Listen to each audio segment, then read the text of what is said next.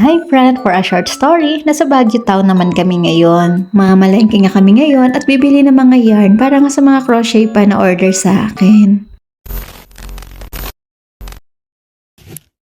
Habang naglalakad nga kami, unti-unti nang dumidilim dahil nga kumakapal na yung fog. Kaya nagsuot na nga kami ni Via ng mga panlaban namin sa lamig.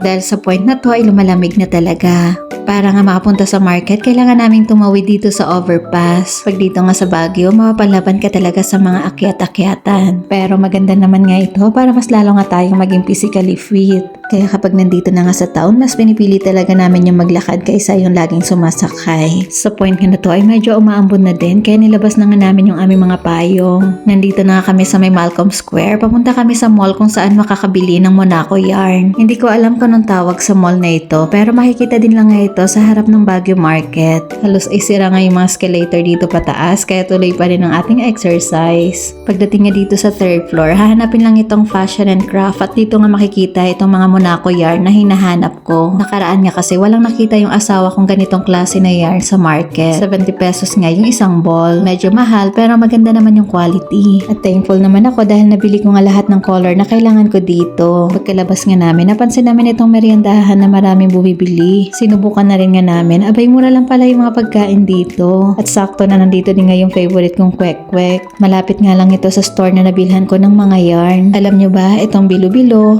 cheese stick at saka yung kwek-kwek, 85 pesos lang yung binayaran namin. At yung lasa ay masarap naman. Curious lang talaga kami bakit nga kasi ang daming bumibili. At sulit din naman talaga. Pagkatapos nga namin kumain ay lumabas na rin kami ng mall para mamili na nga ng 1 week supply namin sa market. Akyat nga lang ulit sa overpass and then market na. Dumiretso na nga kami sa bilihan ng mga gulay. Dahil nga malayo kami sa town, kaya every week kami bumibili ng aming food supply. At kadalasan nga yung asawa ko lang talaga yung namimili. Alam nyo, yung isa sa masarap gawin dito sa Baguio ay mamalengke. Dahil sa 1,000 pesos mo nga, marami ka nang mabibiling gulay. Sa point na to, yung asawa ko na lang ngayon namimili at kami ni Via ay nag-antay na lang sa kanya. Sanay na nga yung asawa ko sa pamimili dito at kahit nga yung pagbabudget ay na-master niya na rin. Kaya bilang isang asawa nga na merong toddler, blessing talaga kapag yung asawa ay marunong mamalengke at marunong pa mag-budget ng pera. Dahil sa mga babae talaga, importante yung pagbabudget. Kaya kapag pareho nga marunong mag-budget, sobrang ginhawa talaga sa pagsasama. Tapos na nga kami sa pamimili ng gulay, kaya mga karne naman itong bibilhin ng aking asawa. At ngayon, pauwi na din nga kami. Nakasakay naman kami agad sa jeep. At ang lahat ng ito ay biyaya lamang ng Diyos. Nabili namin ng lahat ng kailangan at nakauwi kami ng ligtas. Kaya sa kanyang mataas na papuri at pasalamat. Thank you for being with us and see you in my next sharing.